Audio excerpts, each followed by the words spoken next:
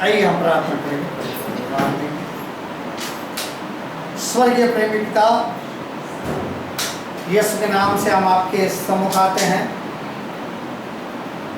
पूरे सप्ताह संभाला है और आज का ये आराधना का दिन आपने हमारी जिंदगी के लिए दिया, इसके लिए हम आपके शुक्रगुजार हैं। आज हम फिर आपके सम्मुख आने से पूर्व अपने आप को आपके हाथ में समर्पित करते हैं। हमारे पापों को क्षमा कर दीजिए। बर्ताव के द्वारा, विचारों के द्वारा, बोलने के द्वारा, आत्मा में और शरीर में जो भी पाप हुए हैं उसको हम कबूल करते हैं और माफी मांगते हैं। प्रभु ईश्वर आपके लहू से धोकर हमें शुद्ध कीजिए, ताकि हम खुदा पाक के हुजूर में परम पवित्र परमेश्वर के सम्मुख खड़े रहने की पवित्र आत्मा सहायता कीजिए। हमें आपकी जरूरत है, हम आपकी उपस्थिति चाहते हैं। हर एक रुकावट, हर एक बंधन यीशु के नाम से हमारे जीवन में, हमारे आराधना में, हमारे वचन में, हमारे इकट्ठे होने में आपकी हुजूरी, आपकी उपस्थिति हमें चाहिए।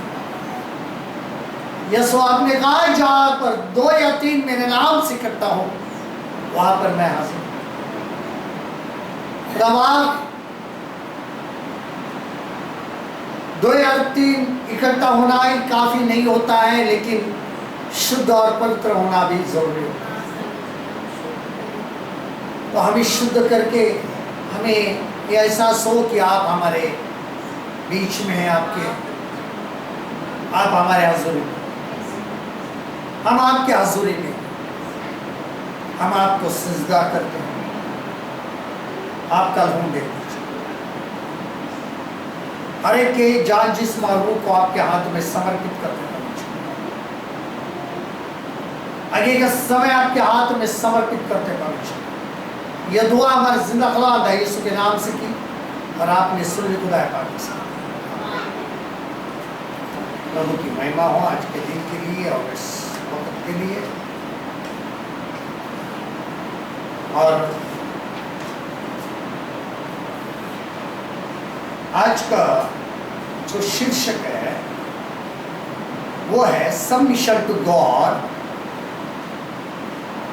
परमेश्वर को समर्पण। ये जो एक ही पॉइंट में बताने वाला हूं उसमें है how to become a matured person, यानी हम सिद्ध व्यक्ति कैसे बने, यानी कामिल इंसान कैसे बने। उसमें 10 बिंदु है, 10 पॉइंट है, उसमें से मैं एक बताने वाला हूं। कामिल व्यक्ति, मैच्योर्ड पर्सन, उसमें से मैं एक बताने वाला हूं सबमिशन टू गॉड, कि परमेश्वर को समर्पण के द्वारा, परमेश्वर को समर्पित होने के द्वारा हम सिद्ध बनते हैं, हम काबिल बनते हैं। आइए याकूब की पत्री, इसका 4था अध्याय, याकूब की पत्री 4था अध्याय, जेम्स चैप्टर 4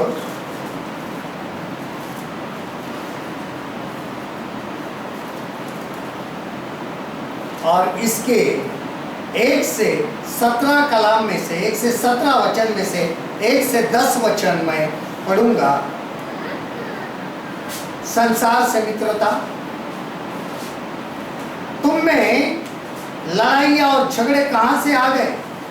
क्या उन सुख विलासों से नहीं जो तुम्हारे अंगों में लड़ते भिड़ते हैं? तुम लालसा रखते हो और तुम्हें मिलता नहीं, इसलिए तुम हत्या करते हो। तुम डाहा करते हो और कुछ प्राप्त नहीं कर पाते, तो तुम झगड़ते और लड़ते हो। तुम इसलिए नहीं मिलता कि मांगते नहीं। तुम मांगते हो और पाते नहीं, इसलिए कि बुरी इच्छा से मांगते हो, ताकि अपने भोग विलास में उड़ा दो। हे व्यभिचारिणी हो, क्या तुम नहीं जानती कि संसार से मित्रता करनी परमेश्वर से बैर करना है? अतः जो कोई संसार का मित्र होना चाहता है वह अपने आप को परमेश्वर का बैरी बनाता है। क्या तुम यह समझते हो कि पवित्र शास्त्र व्यर्थ कहता है, जिस आत्मा को उसने हमारे भीतर बसाया है, क्या वह ऐसी लालसा करता है जिसका प्रतिफल दाव? वह तो और भी अनुग्रह देता है। इस कारण यह लिखा है, परमेश्वर अभिमानियों का विरोध करता है पर दीनों पर अनुग्रह करता है। इसलिए परमेश्वर के अधीन हो जाओ और शैतान का सामना करो तो वह तुम्हारे पास से भाग निकलेगा। परमेश्वर के निकट आओ तो वह तुम्हारे निकट आएगा। हे पापियों, अपने हाथ शुद्ध करो, और हे दुर्चिते लोगों, अपने हृदय को पवित्र करो। दुखी हो और शोक करो और रो, तुम्हारी शोक में तुम्हारा आनंद उदासी में बदल जाए। प्रभु के सामने दिन बनो तो वह तुम्हें शिरोमणि बनाएगा। और मैं उर्दू में भी पढ़ूंगा।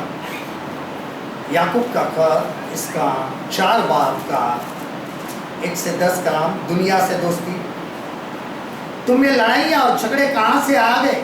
क्या उन ख्वाहिशों से नहीं जो तुम्हारे आज़ा में फसाद करती है? तुम ख्वाहिश करते हो और तुम्हें मिलता नहीं, खून और हसद करते हो और कुछ हासिल नहीं कर सकते। तुम झगड़ते और लड़ते हो, तुम्हें इसलिए नहीं मिलता कि मांगते नहीं। तुम मांगते हो और पाते नहीं इसलिए कि बुरी नीयत से मांगते, ताकि अपनी आयुष्य इशरत में खर्च करो। ऐ जिना करने वालियों, क्या तुम्हें नहीं मालूम कि दुनिया से दोस्ती रखना खुद से दुश्मनी करना है? बस जो कोई दुनिया का दोस्त बनना चाहता है वो अपने आप को खुदा का दुश्मन बनाता है।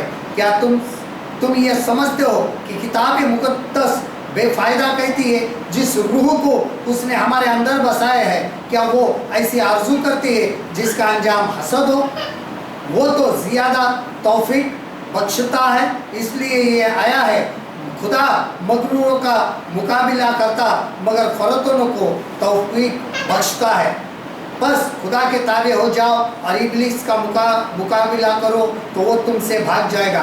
खुदा के नज़दीक आओ तो वो तुम्हारे नज़दीक आएगा। ऐ गुनाहगारों, अपने हाथों को साफ करो, और ऐ दो दिलों, अपने दिलों को पाक करो। अफसोस और मातम करो और रो, तुम्हारी हंसी मातम से बदल जाए और तुम्हारी खुशी उदासी से। खुदावन के सामने फरोख्ती करो, वो तुम्हें सर बुलंद करेगा। आमीन। और ये जो वचन है इसके अंदर कहा है कि परमेश्वर के हाथ में समर्पित हो जाओ, खुदा के ताबे हो जाओ। और आज का जो ज़माना है ये उल्टा है। ये दुनिया के ताबे में हर एक इंसान, हर एक मसीह भी है, वो दुनिया के ताबे में, उसके अधीनता। लेकिन अगर सिद्ध बनना है, अगर कामिल बनना है, तो हमें ज़रूरी है कि हम परमेश्वर के अधीनता में हो जाए। Submission to God makes a mature man. परमेश्वर की अधीनता, परमेश्वर का समर्पण हमें सिद्ध मनुष्य बनाता है। और विशेष रूप से अगर हम 7वें वचन में देखेंगे, बस खुदा के ताबे हो जाओ और इब्लिस का मुकाबला करो तो वो तुमसे भाग जाएगा। 7वां वचन, इसलिए परमेश्वर के अधीन हो जाओ और शैतान का सामना करो तो वह तुम्हारे पास से भागेगा। What we escape when we submit?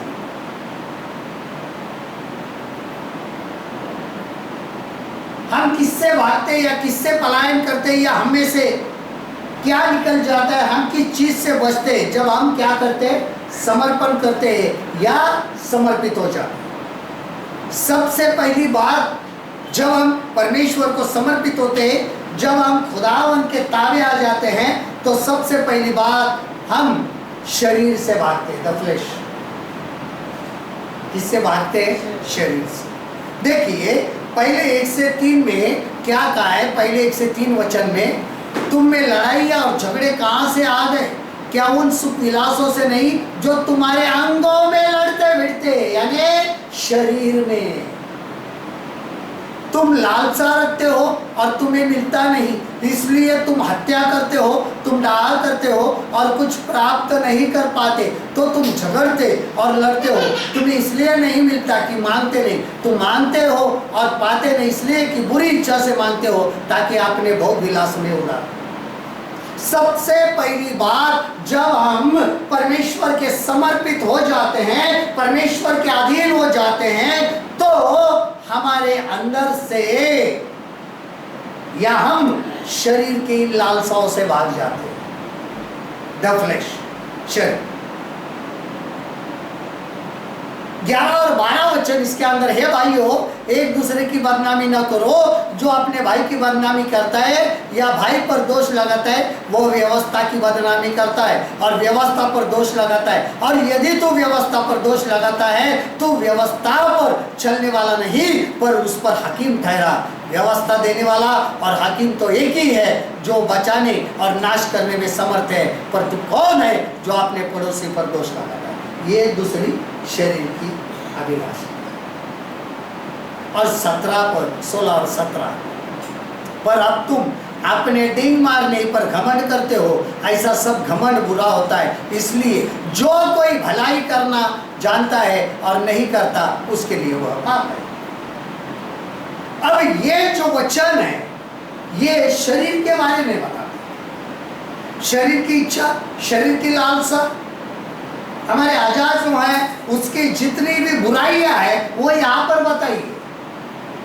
पहले 1 से 3 में लालसा, 11 और 12 में हमने जो देखा वो है बदनामी एक दूसरे के करना, और 16 और 17 में जो बताया है कि हमारा घमंड, हमारे डिंगमार, हम ये है, हम वो है, हमारे जगह नहीं। जब हम इन चीजों को देखते हैं तब हमें पता चलता है कि हम अगर हमारे जीवन में ये शरीर की अभिलाषाएं हैं, तो इसका अर्थ है कि हम पूरी रीति से परमेश्वर की अधीनता में नहीं हैं। तो हम सिद्ध कैसे बनेंगे, हम कामिल कैसे बनेंगे? क्योंकि शरीर में शरीर के लालसा को पूरा कर रहे हैं। We are completing the totally flesh desire, शरीर की वासना। इसके लिए कहा है तुम मांगते हो, तुम्हें मिलता नहीं। क्योंकि तुम क्यों मांगते हो कि उर्दू में अच्छा लिखा है, ऐशो इशरत में खर्च करो, ऐशो आराम के लिए मांगते हो। मिल गया तो सिद्ध मनुष्य वो नहीं होता है कि जिसके पास धन दौलत है। जब तक ये शरीर पूरी रीति से समर्पित नहीं होता है, इसके लिए खुदावंद यीशु मसीह ने कहा है कि तू अपने शरीर, अपने प्राण, अपनी बुद्धि, अपनी आत्मा और अपनी सारी चीजों से परमेश्वर से प्रेम कर। इसका अर्थ होता है कि अपने शरीर को, अपने आज़ा को कोई कीमत नहीं देना, सब कुछ परमेश्वर के हाथ में समर्पित करना। जो भी करेगा परमेश्वर, जो भी करेंगे खुदा करेगा। और यही बात होती है कि हमें इन चीजों से भागना है, एस्केप। दूसरी बात, द वर्ल्ड यानी संसार। देखिए 4 और 5वां पद क्या कहता है, याकूब 4 अध्याय 4 और 5 पद।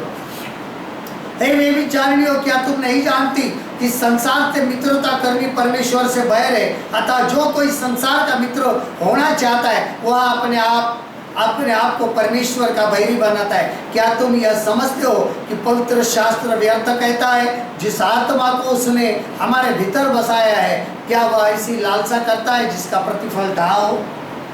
ऐ जिना करने वाली हो, क्या तुम्हें नहीं मालूम कि दुनिया से दोस्ती करना खुदा से दुश्मनी करना है? बस जो कोई दुनिया का दोस्त बनना चाहता है वो अपने आप को खुदा का दुश्मन बनाता है। क्या तुम यह समझते हो कि किताब मुकद्दस बेफायदा करती है? जिस रूह को उसने हमारे अंदर बसाया है, क्या वो ऐसी आरज़ू करती है जिसका अंजाम हसद हो? अभी यहाँ पे देखो, संसार पर आज हम देखेंगे 90% मसीह लोग 90% क्रिश्चियंस दुनिया के आदी, दुनिया से मित्रता करते, दुनिया से दोस्ती करते। उन्होंने सिर्फ एक हिस्सा ही, कुछ हिस्सा ही परमेश्वर को समर्पित करके रखा, ताकि दिखावा हो। क्या हो? दिखावा हो कि हम कौन है? मसीह है, हम आत्मिक है।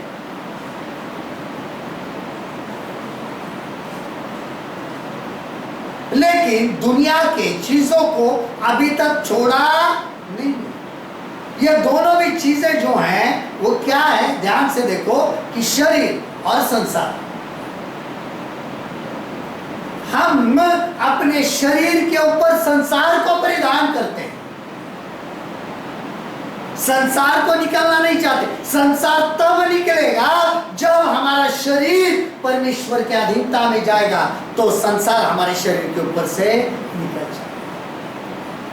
हम जब देखते हैं कि बहुत सारे लोग इन चीजों के ऊपर प्रचार तो करते हैं, सिर्फ प्रचार करते हैं, लोगों को बहुत अच्छा लगता है, देखते हैं, लेकिन कभी भी उस कलीसिया में गए नहीं होते, वहां की हालत देखी नहीं होती, क्योंकि दिखाई देने वाला सिर्फ होता है जो प्रचार कर रहा है।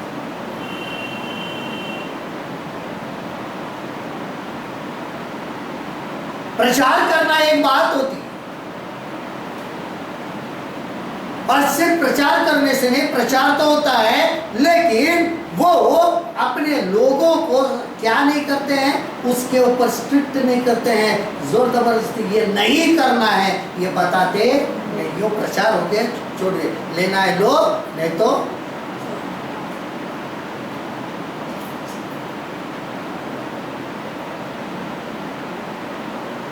यही कलीसिया जो है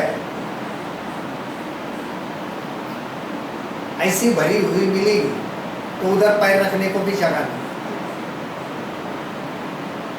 क्यों? वहां पर शरीर की लालसाओं को भी पूरा करने की अनुमति दी जाती है। संसार की बातों को अपने शरीर के ऊपर परिधान करने की बातें की जाती है। वहां पे कोई रुकावट, उसका अंजाम यहां पे लिखा है कि वहां पर लिखा है, इसका अंजाम क्या है? हसद। 5वें वचन में लिखा है, देखिए, इसका प्रतिफल डाह हो, इसका प्रतिफल डाह होता है, हसद। और वहां पे झगड़ा ही होता है, क्योंकि शरीर की बातें। और यही यहां पर समझाने की कोशिश करते हैं कि सिर्फ दिखावा नहीं होना चाहिए, हकीकत में इंसान परमेश्वर के अधीनता में होना जरूरी है, परमेश्वर के खुदावन के ताबे में होना जरूरी है, ताकि खुदावन जैसे चाहिए वैसे हमारे शरीर के ऊपर कार्य करे, उनको कार्य करने दो, उनका अधिकार आने दो, दुनिया का नहीं। क्योंकि हम मांगते हैं मिलता नहीं, क्योंकि हम आयशो इशरत में खर्च करने को मांगते हैं, ऐशोराम चाहते हैं लोग, नहीं मिलेगा। जब खुदावंद यीशु के पास आओगे तो आपका आयशो आराम खत्म हो जाएगा।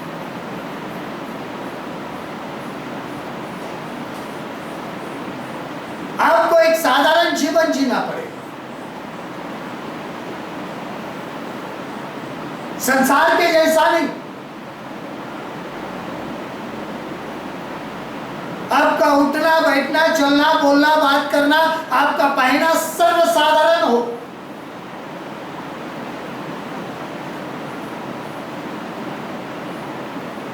दिखावा ना हो। ये बातें हम ये कभी कभी सुनाई देता है कि परमेश्वर हमें आशीषित करता है, समृद्धि देता है। समृद्धि का मतलब ही अभी तक पता नहीं है। समृद्धि का मतलब होता है कि परमेश्वर की उपस्थिति में जाना, ये समृद्धि है। परमेश्वर के आत्मिक जीवन में बढ़ना, यह समृद्धि है। समृद्धि का अर्थ पैसा, धन या बढ़ना नहीं होता है। समृद्धि का मतलब ही गलत कर दिया है लोगों ने। इसके लिए ऐश्वर्य के लिए चाहते हैं, अपने आत्मिक जीवन के लिए नहीं, कि हम आत्मा में बढ़े, हमारे अंदर खुदावन का कलाम बढ़े, हमारे अंदर परमेश्वर का वचन ऐसे बढ़े कि हमारा शरीर यह दुनियावी शरीर ना हो, तो हमारा शरीर पूरी रीति से परमेश्वर के कलाम से और परमेश्वर के वचन से बन जाए। यह समृद्धि होती है। इसके लिए यूहन्ना ने कहा वो बढ़े और मैं बढ़ूं, यानी मैं घट जाऊं, वो मेरे अंदर समृद्धि पाए, वो मेरे अंदर बढ़े, मैं ना रहूं। इसके लिए पौलुस कहते हैं अब मैं ना जीवित रहा तो प्रभु मुझ में जीवित। अब मेरा मैं, मेरी दुनिया, मेरा संसार, इसके लिए पौलुस कहता है मैंने संसार को सलीब पर टांग दिया।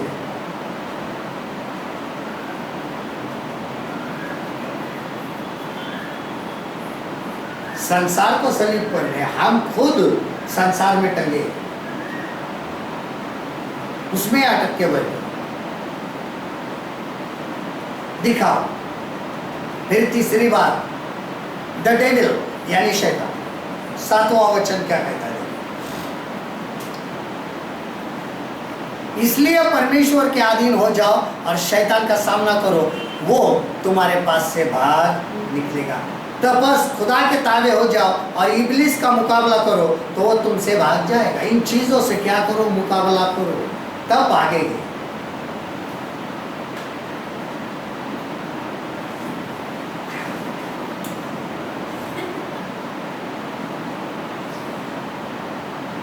हम ही शैतान के साथ भागते हैं कभी कभी।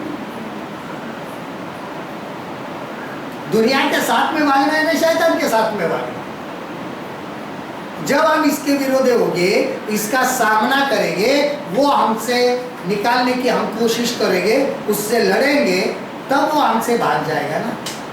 और शैतान इब्लिस तब भागता है जब हम परमेश्वर के अधीन होते हैं और फिर सामना करते हैं।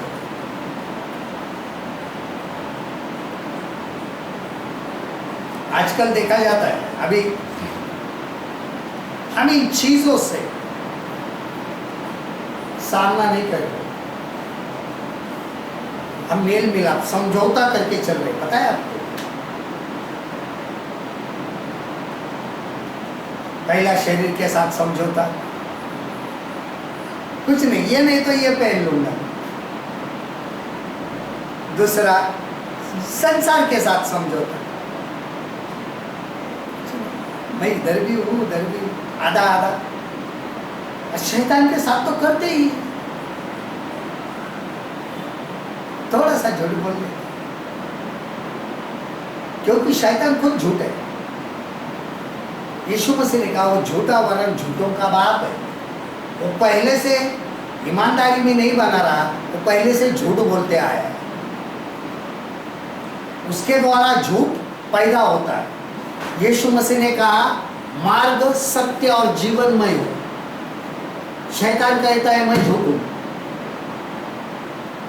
शैतान ने प्रूव कर दिया आदम और हवा को, मैं झूठा हूं। क्या कहेगा? तुम नहीं मरोगे, तुम नहीं मरोगे। उसने अपने आप को सच्चा साबित करने की कोशिश नहीं। जब आप ध्यान से पढ़ते तो आपको पता चलेगा कि शैतान झूठ बोल रहा है कि मैं सच हूँ, और यही उसने प्रकट किया कि मैं झूठा हूँ, वरन झूठों का बाप हूँ, यानी झूठ मुझसे पैदा होता है। हम समझौता कर लेते हैं झूठ बोल के कभी कभी। शैतान कहता है जाने दो, समझौता करके आधा उधर भी चल रहा है आधा उधर भी चल रहा है तो क्या फायदा, चलने दो। इसके लिए कहा है दुचिते मन वालो, दोनों बाजू है। मन यहीं पर भी है वह पर भी, संसार में भी है प्रभु के पास भी है। शरीर संसार में भी है और प्रभु में भी। दुचिता मन है, पूरी रीति से समर्पित नहीं। और जब हम शैतान का सामना करेगा, नहीं चाहिए मुझे, तब भागेगा। शैतान को पता है इसके साथ समझौता कैसा करना है। अगर आप निर्गमन की किताब ध्यान से पढ़ेंगे तो फिरौन ने मूसा के साथ 4 प्रकार के समझौते किए। वही समझौते आज कलीसिया में चल रहे हैं।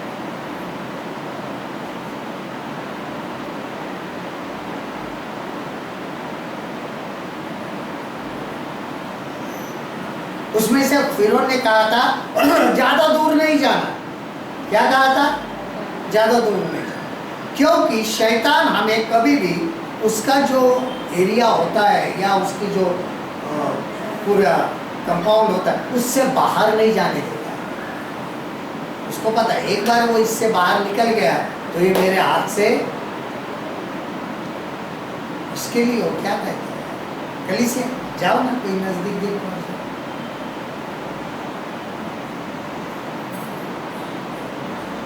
आजू बाजू में किधर रहेगी तुझे? लंबा ट्रेन से पैसा खर्चा हो जाएगा, जाना आना।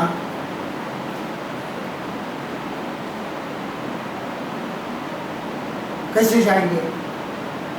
मुंबई के अंदर रहते लॉकडाउन, सॉरी ये मेगा ब्लॉक है। कितनी देते वहां पर भी दिए, ध्यान से पढ़ो, या ऐसे ही दिए सब चीज। फिरौन ने यानी शैतान ने उनके सामने समझौते रखे। फिर का एक काम करो, तुम्हारे बाल बच्चे, तुम्हारी बीवियां सब जाओ, तुम्हारा जो कुछ भी धन है यही रहो। मूसा से कहा, मूसा ने कहा नहीं। मूसा ने क्या कहा? नहीं, हम क्यों लेके जाएंगे? क्योंकि परमेश्वर हमसे वहां जाने के बाद बलिदान के लिए क्या मांगेगा हमें पता नहीं।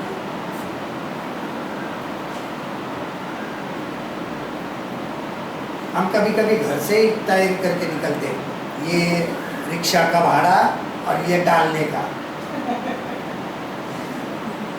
इतना डालना है, पक्का दिमाग में बिठा के इतना डालना है। लेकिन वहां पे लिखा है, मूसा ने क्या कहा? हमें पता नहीं है परमेश्वर वहां जाने के बाद हमसे कितना मांगेगा। हमारे मन के ऊपर नहीं है, परमेश्वर के मन के ऊपर। सब शैतान कह जाना, दे दो ना, मैं किधर मरता, दे दो ना। देखो तुम इतना लंबे से आते हो, ट्रेन से आते हो, 100 रुपया भाड़ा खर्चा हो गया। प्रभु देख रहा है ना आपका खर्चा हो गया, उसके लिए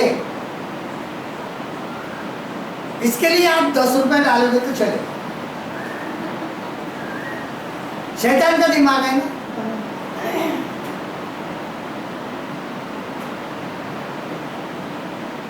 मूसा ने कहा हमें 3 दिन के राह पर जाना, 1 घंटे का ट्रैवलिंग नहीं,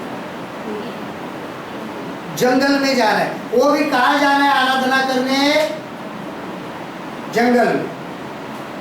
हम अच्छे खासे फैन के नीचे बैठते, कुर्सी पर बैठते, ट्रेन में पैदल तो नहीं ना आते, कहीं से ट्रेन में बैठ के आते, अच्छे खासे आते, फिर भी आने का कंटाला आता है।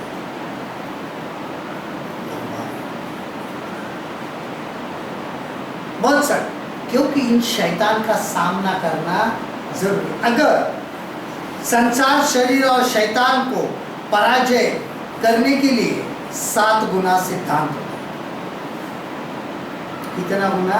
7 गुना सिद्धांत है कि उसको संसार, शरीर और शैतान को आप पराजय कैसे करेंगे, आप उसको कैसे हराएंगे। समर्पित जीवन आत्मा होता है और शैतान का सामना करने से वो आत्मिक शरीर से भाग जाता है। लेकिन हम सामना नहीं करते। लेकिन उसके लिए 7 बातें होनी चाहिए। सबसे पहले सबमिट टू गॉड, यानी परमेश्वर को समर्पित हो जाए पूरी रीति से। आधा अधूरा नहीं।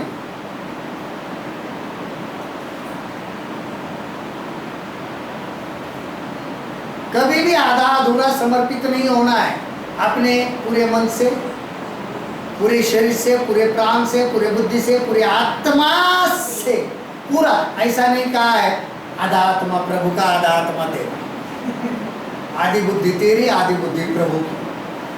पूरा पूरा टोटली 100%, 100 गुना, 100% समर्पित।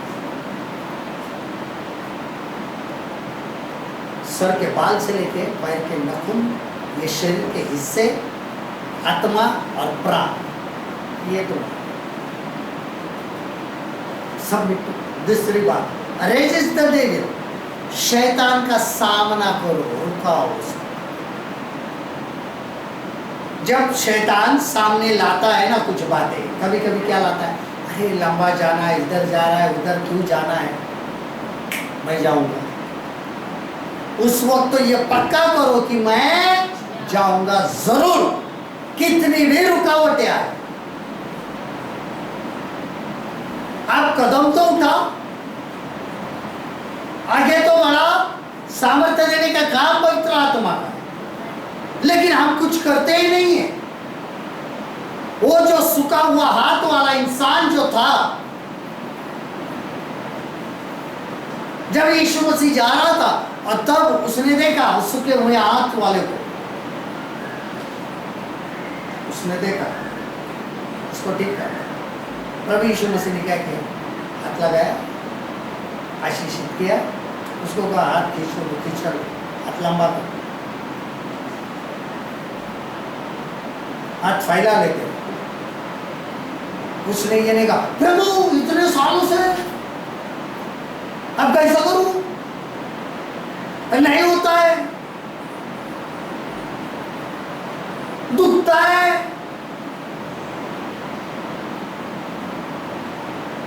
ये कुछ भी नहीं किया, उसने उसको कोशिश की। जब कोशिश की तो उसके अंदर सामर्थ्य, करो तो सही, बात करना सीखो तो सही, डांटना सीखो शैतान को, शैतान के कामों को, तब वो तुम्हारे से भाग जाए। हम कहते नहीं डांट रहे हैं, प्रभु देख ले, प्रभु बोलेगा पवित्र आत्मा का क्यों रखा है, ये तो बड़ी बड़ी बातें हो, हम यूं करेंगे, हम क्यों करेंगे। और जब शैतान का सामना आता है, प्रभु मैं क्या करूं, प्रभु बोलता है सब कुछ मुझे ही करना है, तो जिंदा क्यों है, तेरा जिंदा रह के कुछ फायदा ही नहीं ना, मैं क्या करूं। अब नहीं होता है, हाथ तो लंबा करना सीखो, कदम तो उठाओ, आगे तो बढ़ो, सामना करना तो सीखो। तीसरी बात, ड्रॉ नियर टू गॉड, परमेश्वर के नजदीक। हमारा उल्टा काम, शैतान के नजदीक जा रहे हैं लेकिन प्रभु के नजदीक नहीं जा रहे। अगर जितना आप प्रभु के नजदीक जाएंगे, परमेश्वर और हमारे बीच में जो शैतान खड़ा है, अगर आप परमेश्वर के निकट प्रार्थना वचन प्रार्थना वचन प्रार्थना वचन जाना शुरू करोगे, तो उसको पता है इन दोनों के बीच में अब मेरा अंत समय वो भाग जाता है। हम उधर खड़े हैं, परमेश्वर उधर खड़े हैं, हम इधर खड़े हैं, बीच में शैतान है, हम सामना नहीं करें, प्रभु इसको देखो, प्रभु इसको देखो, प्रभु इसको देखो।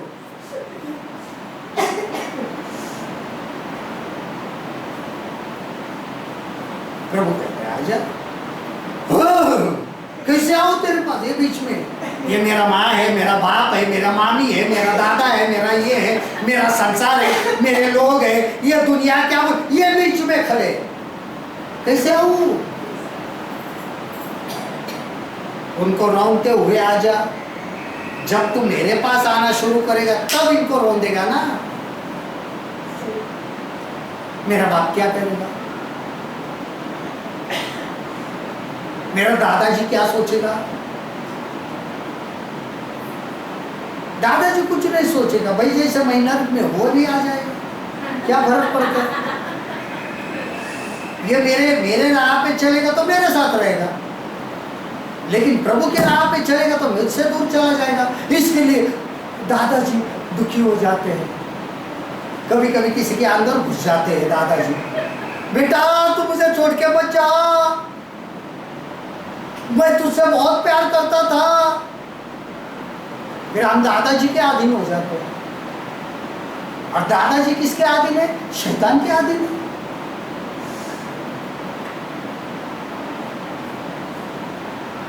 लेकिन छूटेंगे नहीं हमसे, क्यों, प्रभु मुझे आना ही, रमते हुए आप नजदीक जाओ तो वो तुमसे भाग जाएंगे ना। हमसे अगर ये सब कुछ निकल जाना है तो हमें प्रभु के नजदीक जाना पड़ेगा, खुदावन के एकदम नजदीक जाना पड़ेगा, तब तक ये हमसे भागेगा। उसके बाद चौथी बात है क्लींस, यानी शुद्ध धोना, साफ करना अपने आप को। किसके द्वारा, वचन को क्लींस, साफ करो आप। ये नहीं चाहिए, ये नहीं चाहिए, ये नहीं चाहिए, ये दिमाग में सोच नहीं चाहिए, खत्म हो गया। साफ करो, क्लींस।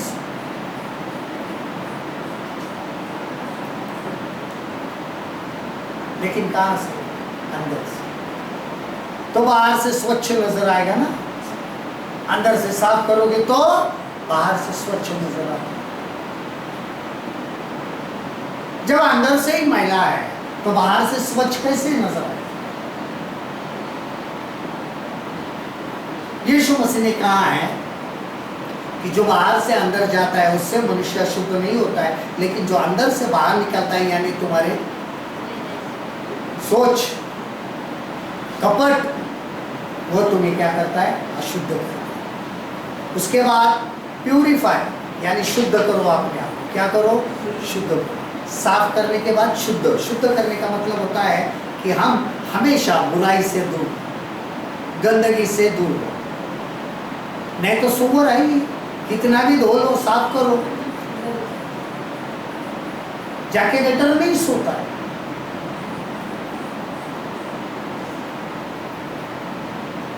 वही जाता है जो जगह उसको पसंद है। सुअर जो है अशुद्धता की निशानी, इसके लिए उसने कहा अशुद्धता की निशानी क्या है, सुअर। वो हमेशा गंदगी क्या करता है, पसंद करता है। सांसारिक बातों को क्या करता है, पसंद करता है। संसार में रहना क्या करता है, पसंद करता है। फिर उसके बाद छठवीं बात है हम्बल, नम्र बनो। आगे क्या लिखा है, नम्र बनो, हलीम। नम्र का अर्थ होता है परमेश्वर की पूरी रीति से आज्ञा का पालन करना। वचन में कहा है प्रभु यीशु मसीह ने यहां तक आज्ञा पालन किया कि उसने अपने आप को नम्र बना दिया, और मौत, क्रूस की मौत उसने अपना, इतना नम्र बना, मरने के लिए भी तैयार। किसके लिए, अपने लिए, संसार, लोगों के लिए, अपनी बनाई हुई प्रकृति के लिए, अपने हमशक्ल इंसान के लिए।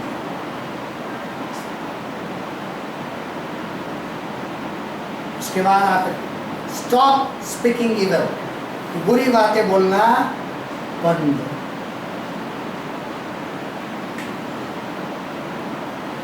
हम हमेशा इन बातों की ओर ध्यान नहीं देते हैं।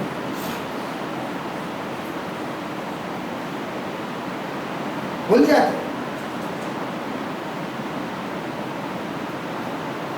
गाली गलौज, साधारण तौर पे हम गाली गलौज करते हैं बहुत सारे। मसीह तो कहलाते हैं लेकिन मुंह से गाली देना बंद नहीं होता।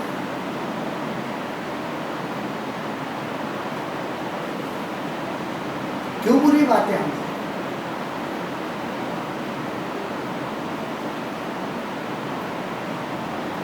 हम इन बातों का सामना क्यों नहीं करते?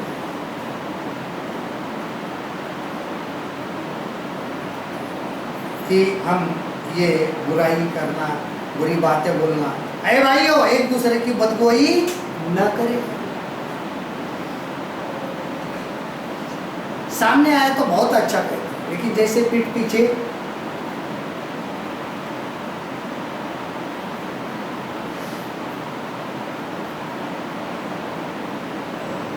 अब what we enjoy when we submit to God, जब आप परमेश्वर को समर्पित होते हैं तो कौन सा आनंद उठाते हैं?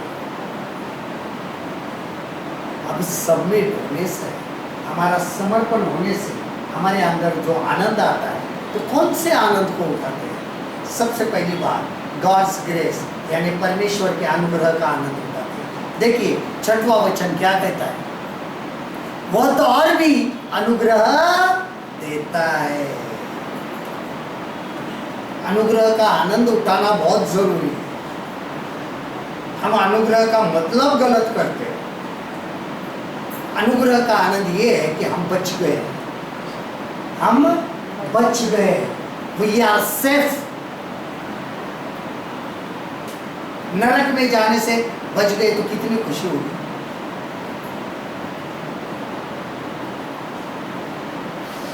कोई व्यक्ति 20 माले से गिर गया, सब ऐसा बच गया, वो खुश होगा कि दुखी होगा? सोचो, नरक में जाने से जब बचाए गए हैं तो अनुग्रह कितना आनंद देता है। दूसरी बात, God's guarantee of his close presence, परमेश्वर के नजदीकी उपस्थिति की, परमेश्वर की निश्चितता। 8वां वचन क्या देता है? देखो, कहता है कि परमेश्वर से क्या मिलता है? परमेश्वर के निकट आओ तो वह भी तुम्हारे निकट आएगा। हमारे निकट रहने की निश्चितता, गारंटी।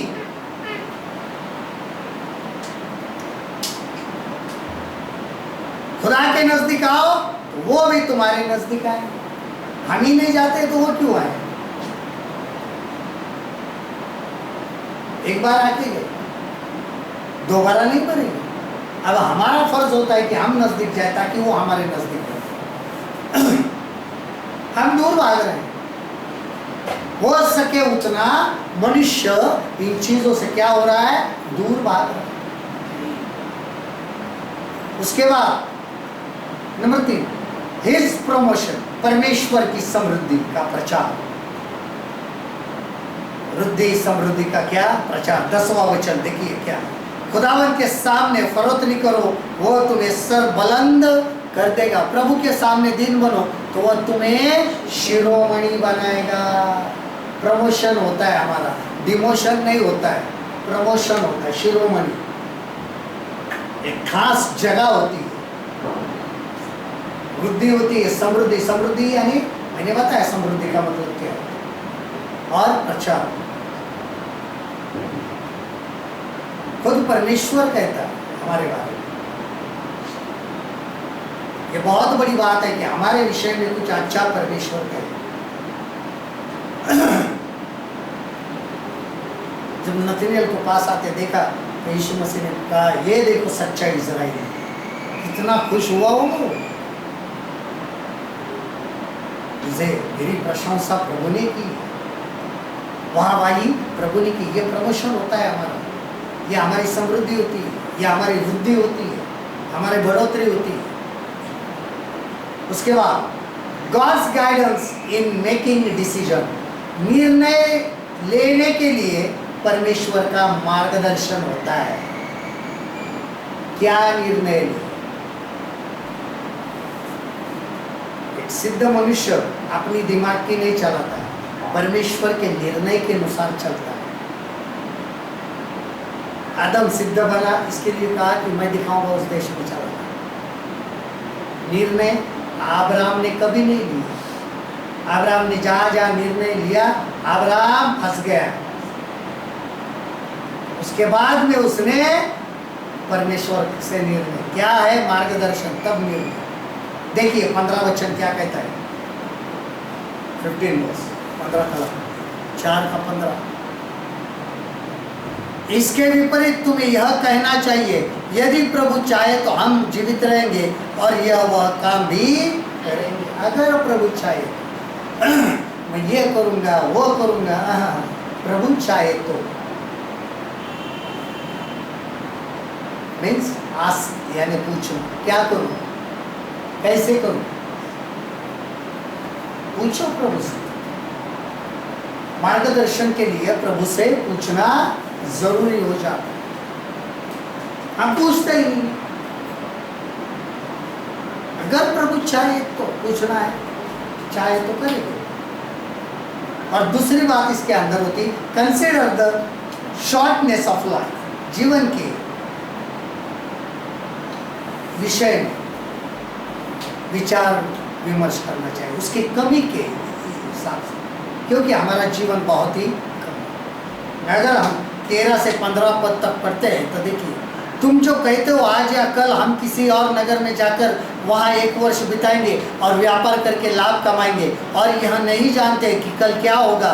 सुन तो लो, तुम्हारा जीवन है ही क्या, तुम तो भाप के समान हो जो थोड़ी देर दिखाई देती है फिर लोप हो जाती है। इसके विपरीत तुम्हें यह कहना चाहिए, यदि प्रभु चाहे तो हम जीवित रहेंगे और यह या वह काम भी करेंगे। हमें हमारे जीवन के विषय जो बहुत ही सीमित है। अगर तुम जो ये कहते हो हम आज या कल फला शहर में जाकर वहाँ 1 बरस ठहरेंगे और सौदागरी करके नफा उठाएंगे, और ये जानते नहीं कि कल क्या होगा। जरा सुनो तो, तुम्हारी जिंदगी चीज ही क्या है। बुखारात का सा हाल है, अभी तक नजरा अभी गायब हो गया, खत्म हो गया। बुलबुला पानी का होता है, नजर आता है, खत्म होता है। भाप दिखती है, नजर आती है, खत्म हो जाता है। वैसा ही जीवन है, अब दिख रहा है बाद में नहीं है। तो हम 1 साल वहाँ जाएंगे, 1 साल बसेंगे, वो हम यो करेंगे, देव करेंगे, घर लेंगे, इतना बना बांधेंगे, उतना बना बांधेंगे, ऊपर नीचे चारों ओर बांधेंगे।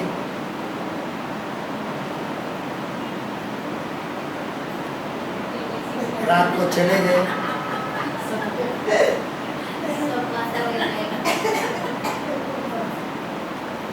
पैसा जो जमा करके रखा है, बच्चे बोलेंगे ध्यान दे, घर उसका बांधना था, आपने को क्या करना, ये मेरा हिस्सा है, मैं निकलता हूँ। मेरे बाप को बांधना था ना, मुझे नहीं बांधना है 4 मजले का। हमारी ख्वाहिश जो है ऐसे ही रह जाती है। इसके लिए हमें ये जो बात है सबमिशन, परमेश्वर को समर्पण है, ये हमें सिद्ध करना है पूरी रीति से। तब तक हम सिद्ध नहीं हो सकते। आइए प्रभु धन्यवाद देते, आपकी महिमा करते, आपके नाम को ऊंचा होगा। फिर एक बार हम अपने आप को आपके हाथ में समर्पित करते हैं। पवित्र आत्मा हमें चलाने वाले आप हैं। हमारे शरीर प्राण आत्मा को फिर एक बार नए सिरे से पूरी रीति से आपके हाथ में समर्पित करते हैं। प्रभु यीशु, हम आपको हमारा उद्धारकर्ता ग्रहण करते हैं। हम पर आपका अधिकार आए, खुदा पाक का अधिकार आए, पवित्र आत्मा का अधिकार आए, हम पर आपका जोर चले और आपका अधिकार। प्रभु जी, हर एक को सुनने वाले सुनेंगे, देखेंगे, हर एक के ऊपर आपका अधिकार इसी वक्त आए, वो यीशु आपको अपना उद्धारकर्ता ग्रहण करें। और प्रभु जी, आपने ऐसा अनुग्रह किया, धन्यवाद। आगे का समय आपके हाथ में समर्पित करते पहुँचे। यह दुआ हमारे जिंदा खुदा यीशु के नाम से की और आपने सुनी, खुदा पाक से। हमें प्रभु परमेश्वर का प्रेम, हमारे यीशु मसीह का अनुग्रह और पवित्र आत्मा की संगति हम सबके साथ में, आपका दूसरा आना होने और कलीसिया का याजा आपके साथ ले जाने हमेशा के लिए बरकरार रहे। आमीन। शांति से जाओ, शांति का परमेश्वर आप सबके साथ में बना रहे।